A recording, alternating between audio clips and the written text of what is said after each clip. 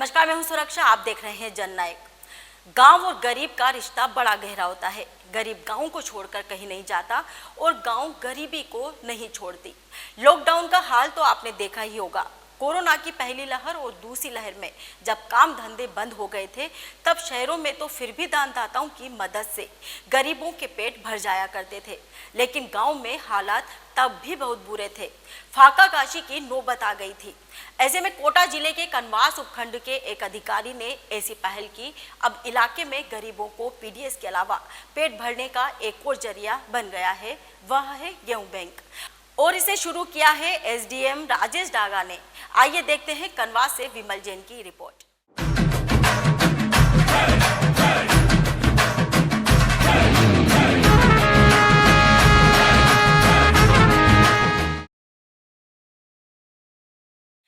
अन्नदाताओं की गेहूं बैंक सुनने में अजीब लगे, मगर यह सच है। यह गेहूं बैंक कनवास उपखंड में बनाया गया है और इसकी खास बात यह है कि इसमें रुपयों का लेन देन नहीं होता, बल्कि जरूरतमंदों के लिए अन्न लिया जाता है और उन्हें बांट दिया जाता है ताकि कोई भूखा न सोए। जिले के एसडीएम राजेश डांगा की सोच और अनूठी पहल के चलते इसकी शुरुआत हुई। यह अन्न बैंक अभी तक 15 गांवों के भामाशाहों की मदद से करीब 724 क्विंटल गेहूं प्राप्त कर कोरोना काल में प्रभावितों को बांट चुके हैं, ताकि कोई भी परिवार भूखा न सोए। कनवास उपखंड क्षेत्र में एक अनूठी पहल का शुभारंभ किया गया। जब कोरोना चल रहा था और किसी के परिवार में अकस्मात जो कमाने वाले व्यक्ति की मृत्यु हो गई, तो उस समय सरकार की सहायता मिलने में उसको दिन लगने थे। ऐसी स्थिति में हमारे कनवास में कार्यरत एसडीओ आदरणीय राजेश जी डागा ने एक पहल की और हर पंचायत मुख्यालय पे उन्होंने भामाशाहों को इकट्ठा किया, काश्तकारों को इकट्ठा किया और उनसे एक किसी निश्चित मात्रा में गेहूं देने का आग्रह किया और एक गेहूं बैंक की स्थापना की। दरअसल कोविड-19 के लॉकडाउन में कोटा जिले के एसडीएम राजेश डागा, समाजसेवी विमल जैन ने आमजन से अपील की कि संकट के समय कोई भी भूखा न सोए। इस मुहिम से प्रेरणा लेकर क्षेत्र के धरती पुत्रों के सहयोग से अन्न बैंक की स्थापना की गई। 15 ग्राम पंचायतों में 724 क्विंटल गेहूं एकत्रित किए ताकि जरूरतमंदों को संकट की घड़ी में सहयोग किया जा सके। इसमें भामाशाहों दानदाताओं की भी मदद ली गई। गेहूं बैंक की अवधारणा कनवास क्षेत्र में लॉकडाउन के दौरान आई थी मेरे दिमाग में।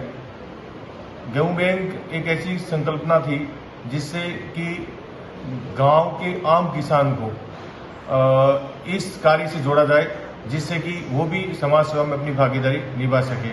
बड़े बड़े भामाशाह कनवास क्षेत्र में उपलब्ध नहीं थे और अधिकतम लोगों को जनहित की भावनाओं में प्रभावित करने के लिए ये एक अच्छी पहल मुझे लगी।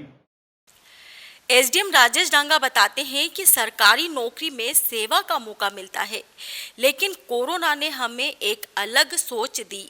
सरकारी कामकाज तो करते ही हैं, लोगों के घर में चूल्हा जल सके, ऐसे काम में भागीदारी का मौका कम ही मिलता है। हमें मिला तो हम पीछे नहीं रहे। तो ये कॉन्सेप्ट मेरे दिमाग में आया कि कनवास क्षेत्र में चूंकि गेहूं की फसल बहुत ज़्यादा होती है और लोगों के पास गेहूं होता है, और ये उनको अगर किया जाए कि आप लोग अपने इच्छा से कुछ गेहूं हमें इस गेहूं बैंक के लिए दें, जिससे कि हम उस गेहूं बैंक का उपयोग गरीब व्यक्तियों को राशन किट वगैरह वितरित करने में कर सकें। और इसी का परिणाम हुआ कि हमने हर गांव में ऐसे किसान संघ को आमंत्रित किया और उनको प्रोत्साहित किया कि आप गेहूं बैंक में अधिक से अधिक गेहूं दें, और उसके परिणाम स्वरूप लगभग 724 क्विंटल गेहूं कनवास क्षेत्र में हमारे गेहूं बैंक में मिला। कोरोना काल में दानदाता एवं भामाशाह सहयोग के लिए आगे आए और सैकड़ों क्विंटल गेहूं देकर अन्न अप्रैल माह के प्रथम सप्ताह से बैंक की स्थापना कर दी।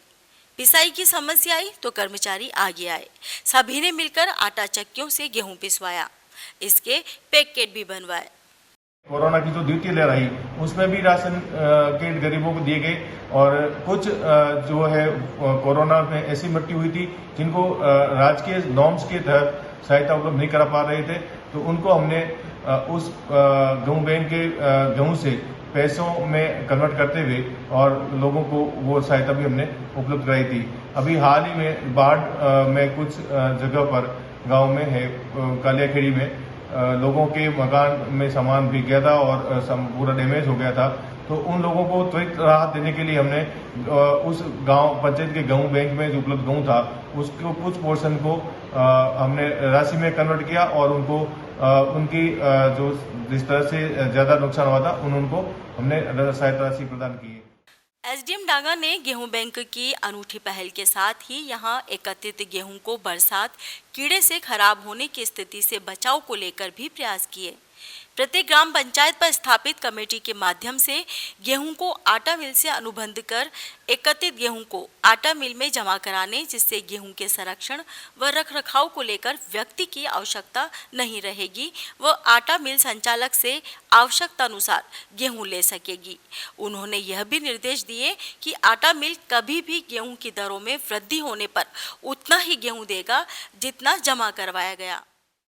इस गेहूं बैंक में चूंकि गेहूं था और अधिक समय तक गेहूं नहीं रखा जा सकता था, वो खराब हो सकता था, तो इसके लिए हमने ये किया कि एक आटा मिल व्यवसायी से बात की।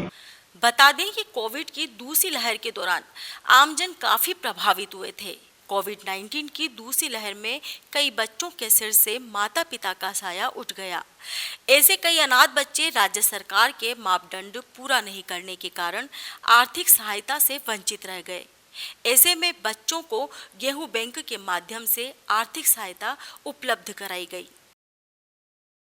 ये एक तरह से अनूठी पहल है और अभी वर्तमान में करीब 300 क्विंटल गेहूँ अभी ऑयल मिल में जमा किए रखा है, तो वक्त बेवक्त जब लोगों की जरूरत होगी तो काम आएगी। इस तरह की कार्य योजना पूरे राजस्थान में यदि बने तो निश्चित रूप से जब आदमी को जरूरत पड़ेगी, जिस परिवार को जरूरत पड़े तो तुरंत सहायता मिल सके, क्योंकि सरकार की सहायता में तो समय लग जाता है, ये सहायता तुरंत मिलती है। और ये सहायता एसडीएम के माध्यम से जब सर्वे करके आते हैं, उनको लगता है कि इसकी आवश्यकता है तो उनके माध्यम से सहायता दी जाती है। इस तरह के करीब 15 पंचायतों में उन्होंने गेहूं बैंक बनाया। ये अपने आप एक अनूठी पहल थी। प्रशासनिक सेवा के कई ऐसे अधिकारी हैं जिन्होंने अपने अपने कार्य क्षेत्र में ऐसी मिसाल पेश की है जिन्हें लोग बरसों बरस याद करते हैं। गेहूं बैंक भी ऐसी ही मिसाल है। यह उस हाड़ौती से शुरू की गई जहां कुछ साल पहले आदिवासी इलाके शाहबाद में भूखमरी से लोगों की मौत हो गई थी और तब के मुख्यमंत्री को उन्हीं आदिवासियों के बीच दिवाली मनानी पड़ी थी। तो जुड़े रहिए जननायक के साथ, देखते रहिए जननायक, पढ़ते रहिए जननायक। जय हिंद।